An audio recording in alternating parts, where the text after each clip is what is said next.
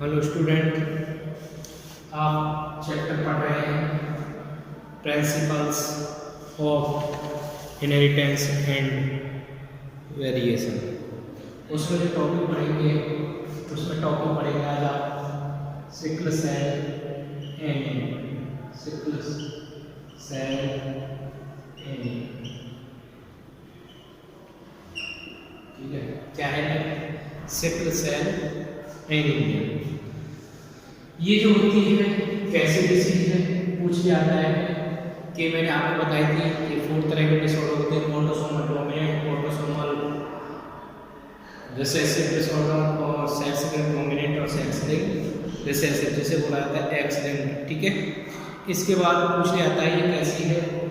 Sickle cell anaemia होती है autosomal linked recessive disease. कैसी है? Autosomal recessive disease. अब रिसेसिव डिसीज है, रिसेसिव डिसऑर्डर है, क्या है? डिसऑर्डर। तो ये किस पर, ये जो होगा रिसेसिव जीन पे ही अपने आप को एक्सप्रेस करेगी डिसीज। जब रिसेसिव जीन होंगे तो ही ये एक्सप्रेस करेगी। ये कैसे ट्रांसफर होती है, ठीक है। इसके लिए क्या होगा? Recessive disease autosomal. ऑटोसोमल मतलब कि इसमें बोथ पेरेंट्स क्या चाहिए? अफेक्टेड चाहिए। क्या पेरेंट्स, सॉरी कैरियर, क्या चाहिए? Carrier. Both parents are carrier, ठीक है। तब जाके क्या होगा?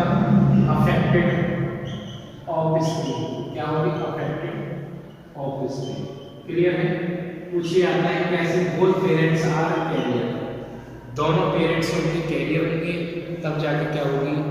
ऑफस्प्रिंग जो होगी वो अफेक्टेड होगी। क्लियर है? इसके बाद ये जो कंट्रोल की जाती है, पूछे जाता है कंट्रोल्ड बाय, किसके बाद कंट्रोल की जाती है? सिंगल। सिंगल में पता है ये जो होते हैं किसमें पढ़ रहे हैं? पॉइंट म्यूटेशन पढ़ रहे हैं। और पॉइंट म्यूटेशन मतलब कि किसका पार्ट है? मेंडेलियन डिसऑर्डर, ठीक है। मेंडेलियन डिसऑर्डर में मैंने बताया था control by a single. Single क्या होगा? Pair of alleles. Single pair of alleles. उसके बाद एलर्स, ठीक है। उसके बाद क्या होता है? ये कंट्रोल होती है। कैसे? देखो, अगर जो अफेक्टेड हुआ है, ये जो होती थी, देखो ये होता है एसपी एस, ये कंट्रोल्ड है, ये सिंगल पेयर ऑफ एल्स। इसके द्वारा ये जो होती है डिसीज क्या होती है? कंट्रोल्ड होती है, ठीक है। किसके द्वारा? इसके द्वारा, ठीक है। होमोजाइगस कंडीशन आपको पता है, और हेटेरोजाइगस कंडीशन में क्या होता है? ये कैरियर होती है। होमोजाइगस कंडीशन में क्या होगा? अफेक्टेड होगा, affected in homozygous condition, homozygous condition, ठीक है। जब ये HP S और HP A, इस कंडीशन में क्या होगा? ये कैरियर होगा। क्या होगा? कैरियर। और ये जो होती है ये होती है हेटेरोजाइगस कंडीशन। कैसी होती है? Heterozygous condition. कैसी है? हेटेरोजाइगस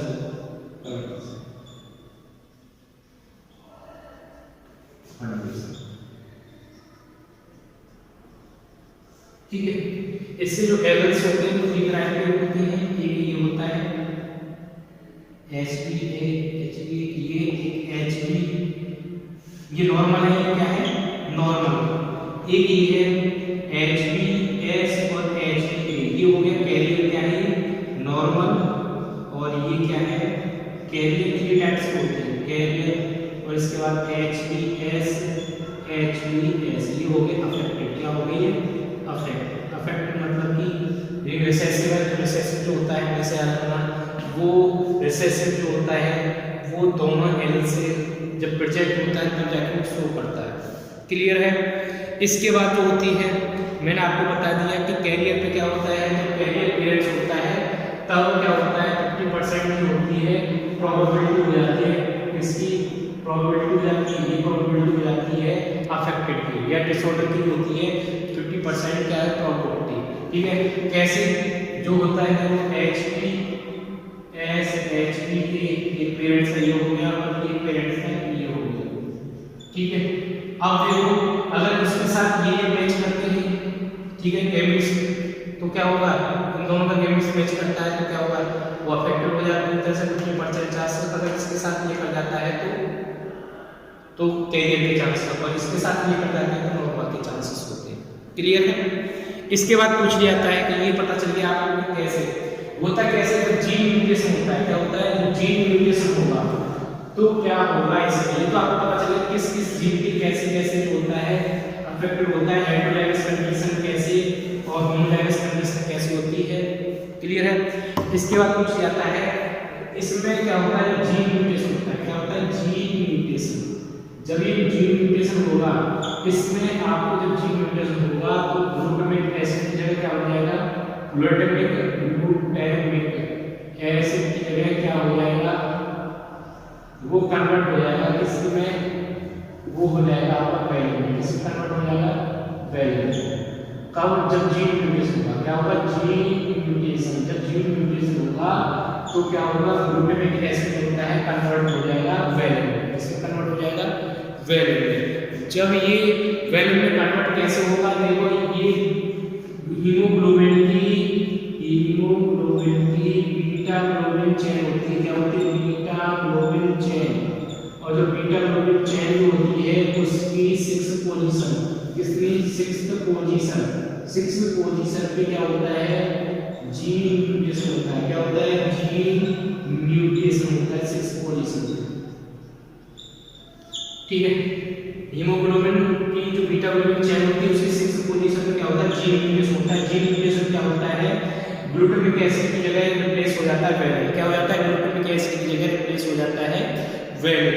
अगर पूछ जाता है कि ग्लूटामिक एसिड का क्या है सिंबल, और या बोल सकते हैं किस तरीके से ग्लूटामिक एसिड होता है, उसके लिए क्या जीन होते हैं, ग्लूटामिक एसिड को जो होता है GAG, ठीक है ना, ये ग्लूटामिक एसिड है, उसकी जगह क्या होगा, जो वैलिन में कन्वर्ट होगा, कब वैलिन में, वो कब होगा, ठीक है ना, ये क्या है ग्लूटामिक एसिड, क्या है ये ग्लूटामिक एसिड। जब जीन म्यूटेशन होगा तो क्या होगा, वो वैलिन में कन्वर्ट हो जाएगा, किसमें हो जाएगा, वैलिन, इसमें वैलिन, ठीक है ना, ये जीन म्यूटेशन होगा, एक जगह यूज हो जाता है, ठीक है, उसे बोलते हैं रिप्लेस हो जाता है, ठीक है, डिस्प्लेसमेंट हो जाता है, इसका ग्लूटामिक एसिड इसमें कन्वर्ट हो जाता है वैलिन में, ग्लूटामिक एसिड कन्वर्ट हो जाता है इसमें वैलिन। इस तरह की जो सिम्टम्स है या इस तरह का जो डिसऑर्डर है उसे बोलते हैं हम क्या, सिकल सेल एनीमिया, जो किसकी वजह से होता है, जीन म्यूटेशन की वजह से होता है।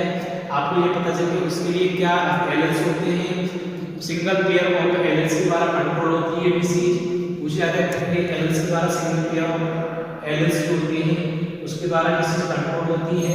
उसके लिए आपको ये पता चल गया कि कौन कौन से उसमें एलेल्स होते हैं, ये एलेल्स होंगे या ये एलेल्स होंगे, ठीक है ना, या ये एलेल्स होंगे, ठीक है, ये 3 टाइप के जो होंगे एलेल्स होंगे आपको देखने मिलेंगे, ये नॉर्मल, ये कैरियर और ये अफेक्ट, ठीक है, उसके लिए होते हैं।